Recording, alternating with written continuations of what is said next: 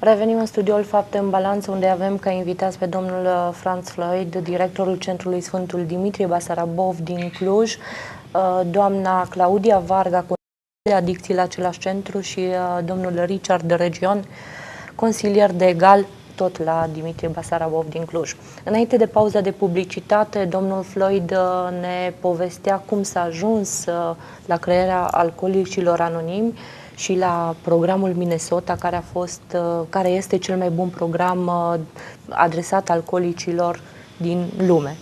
Iar tot înainte de pauza de publicitate eram curioasă care este părerea domnului Floyd despre faptul că, venind în 1998 pentru prima dată în România, a găsit o țară unde nu existau programe pentru cei care au devenit alcoolici. Well, there actually was, AA was here by then, although it was very, very minimal. De fapt, existau câteva grupuri de alcoolici anonimi, dar aveau o activitate foarte minimală. And they did not have the AA literature. They didn't have the books translated into Romanian. Și nu aveau cărțile traduse în limba română. They had some kind of an idea about AA because they had heard about it, but they didn't have a good model for it. Dar nu exista un bun model de practică, deși cei care erau în Se făcea după ureche. Da, cam așa ceva. Yeah. Deci auziseră, dar nu știau cum să pună prea bine în practică. It was actually started in Timișoara by two professors, two American university professors who was here on a short visit. De fapt, Alcoolicii Anonimi au pornit în Timișoara prin doi profesori universitari americani care predau acolo. Now they were both alcoholics. Și erau ambii alcoolici. And so to help their own sobriety, they started an AA meeting in Timișoara. This was in 1988. It was just before the Revolution. Deci chiar înainte de Revoluție s-a întâmplat acest lucru, prin 1988, și scopul lor era să-și mențină ei înșiși abstinența, și așa au pornit acest grup de alcoolici anonimi. When I came here, I was very surprised by the openness of the alcoholism. Ceea ce m-a surprins aici a fost evidența faptului că există o problemă cu alcoolismul. I mean, I saw people drunk on the street at 8 o'clock in the morning. Îi vedeam pe oamenii băuți de dimineață, beți dimineața la ora 8 pe străzi.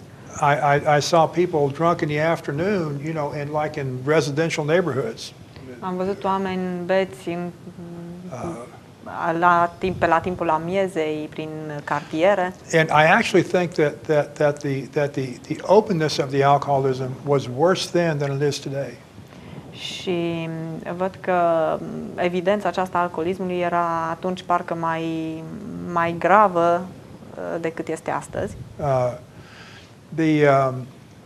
But probably the thing that was most shocking to me was we did a training for the education department of the Romanian prison system. We did a 5-day training.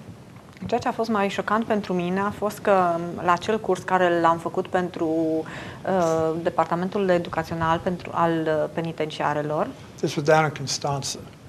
Care a fost la Constanța.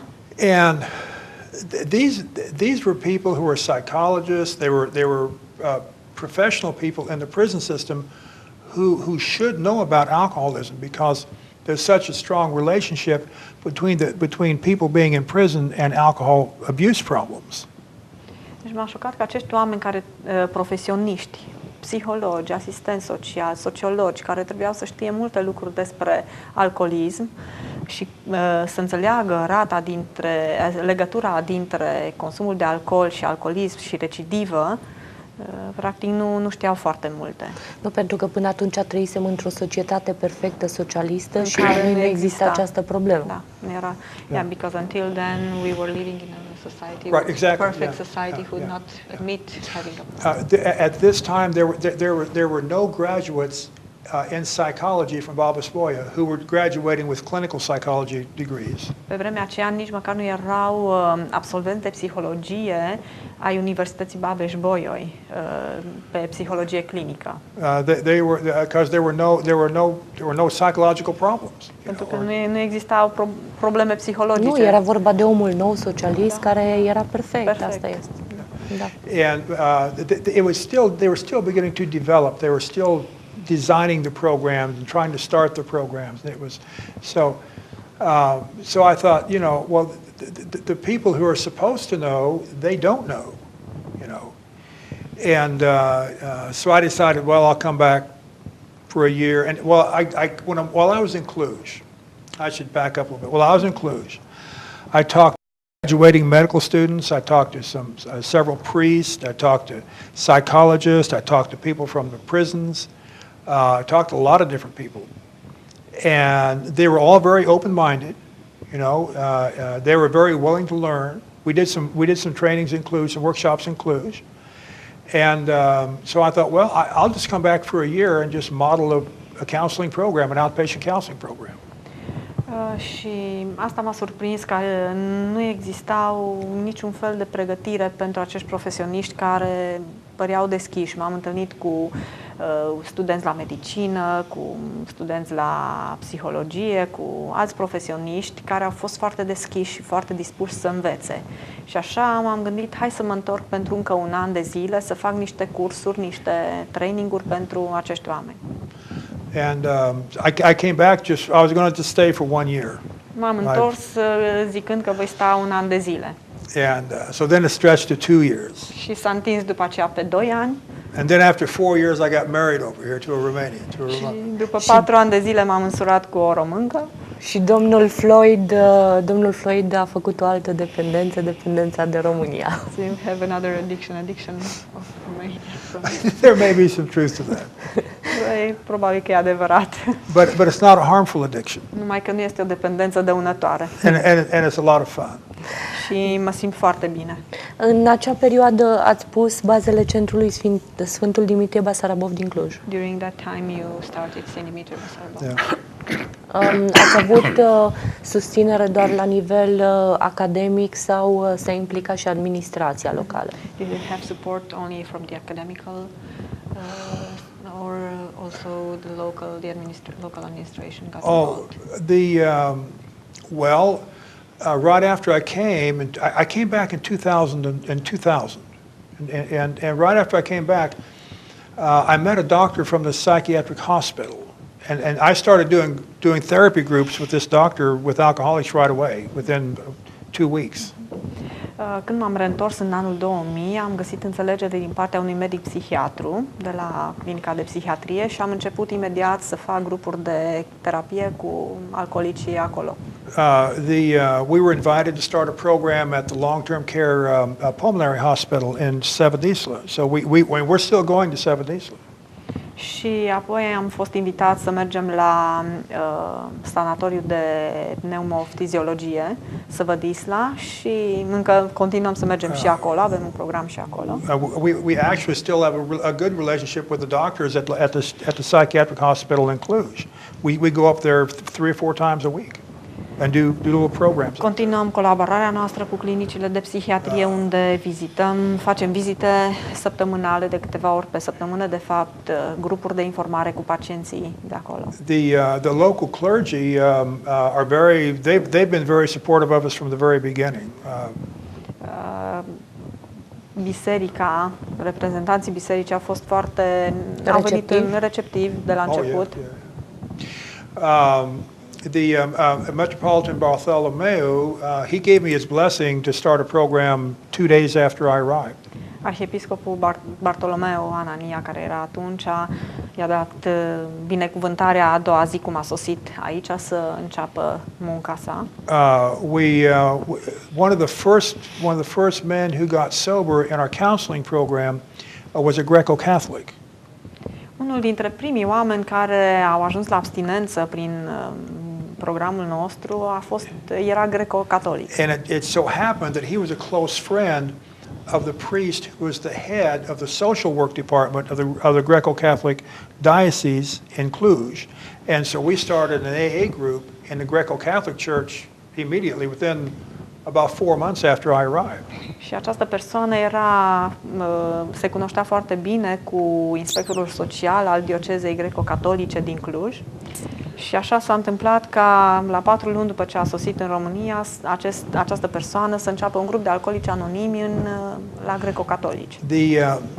There was a Pentecostal kid who came over and got sober in our program, and he started the program in the Pentecostal church. La un moment dat a venit la noi în program un băiat penticostal care la fel și el a ajuns la abstinență și a început un grup de alcoolici anonimi în biserica penticostală. And we work very closely with the Roman Catholic Church too. Lucrăm îndeaproape și cu biserica romano-catolică. Și ajungem la ecumenismul religios prin alcoolici anonimi, datorită domnului Floyd. Well, you know, AA has a good philosophy about religion. AA are o bună abordare în ceea ce privește religia. You know, it says in more than one place in the book, it says that in one place it says that people of religion have a lot to teach us about God and about spirituality. Există paragrafe în cărțile de specialitate, în cărțile de bază ale alcoolicilor anonimi, unde spune că oamenii care aparțin de o anumită religie au foarte multe lucruri care să ne învețe. It says we should not ignore them. Și că nu ar trebui să ignorăm. It also, in another place, it says that they encourage people who have a religious background to go back to the church, to participate in the church, to be what you are. De asemenea, se încurajează în mai multe locuri ca cei care aparțin de o anumită religie să se reîntoarcă la religia de bază, religia de care aparțin și să-și continue munca spirituală. Step 5 requires like a verbal confession of shortcomings, of character defects. Pasul 5 necesită o mărturisire a defectelor de caracter, o mărturisire față de o altă persoană. And it says that if you're from a religion who has the tradition of someone hearing that kind of a confession, that you should go to the priest or to that person to do that. Iar dacă aparții de o religie care are în practica sa această spovedanie, atunci te încurajează să mergi, să te reîntorci la duhovnicul tău, la persoana cu care ești apropiat în biserică și să faci această mărturisire. Da, am trecut foarte bine prin etapa americană a alcoolicilor anonimi, am văzut și cum s-au pus bazele în România. M-ar interesa la Zalău, pentru că centrul este relativ nou și programul pe care îl aveți se adresează sălăjenilor nu de foarte mult timp. Cum v-a venit ideea? Cine a venit în întâmpinarea acestei situații? Cei din Zalău sau cei de la Cluj? How come we started the program in Zalău? They come to us, we come to Zalău. How? You know, I was thinking about that earlier. How did we start coming here? And I don't really remember. I believe what happened is that there was a woman here in Zalău who was trying to get sober, and she heard about us in Cluj, and she came to Cluj. And then when she came back to Zalău. She somehow knew the wife of a priest who also had an interest in helping alcoholics. And so then this one woman told the wife of the priest about us, and then she contacted us. And this has been 2 or 3 years ago. And că se gândea chiar înainte să intrăm în emisie cum am ajuns noi să venim la Zalău și cred că întâmplarea a făcut ca o doamnă care este aici din Zalău căuta soluție pentru problema ei și a ajuns așa la noi, la Cluj, la programul Sfântul Dimitrie și prin ea, care și ea cunoștea pe cineva, o preotează care dorea să ajute alcoolicii, așa ni s-a făcut legătura și au ajuns să ne cunoască cei din Zalău.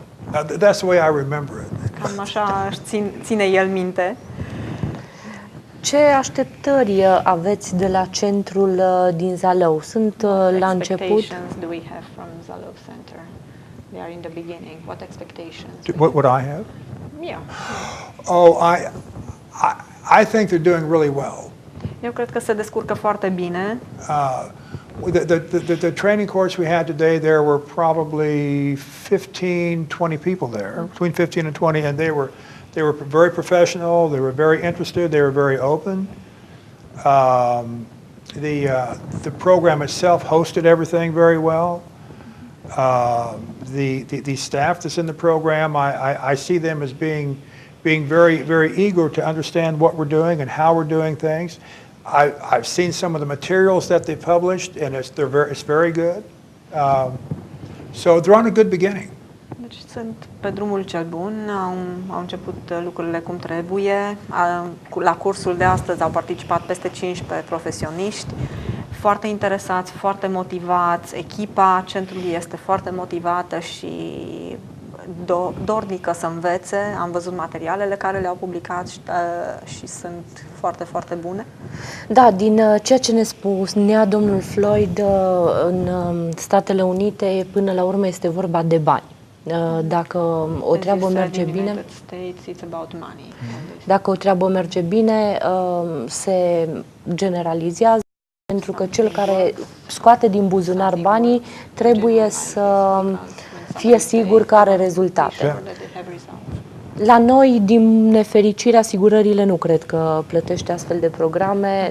Nu avem nicio legislație foarte aplicată în acest domeniu. Cum vă descurcați? Doar voluntariatul cred că nu ajunge. Well, part of our funding is currently coming through the donations of the Orthodox Christians in the United States. O parte din finanțarea centrului nostru vine prin donații din partea creștinilor ortodoxi din Statele Unite. It used to be almost 100%, but today it's around 40 to 50%. La început era 100% această finanțare, acum este în jur de 40-50%. Today we get a grant from one small grant from the City Hall in Cluj and one from the local county council to help pay for staff salaries and expenses. Avem o finanțare din partea administrației locale, primăriei și Consiliului local, pentru care ne ajută să plătim o parte din taxele pentru salarii și cheltuieli de administrare.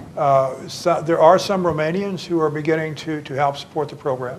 Există mici inițiative din partea românilor care sprijină aceste inițiative. This year we have received a FARE grant a few years ago. Cu vreo 4 ani în urmă am primit o finanțare prin programul FARE, Uniunea Europeană. Currently we have 2 grants we're working with right now.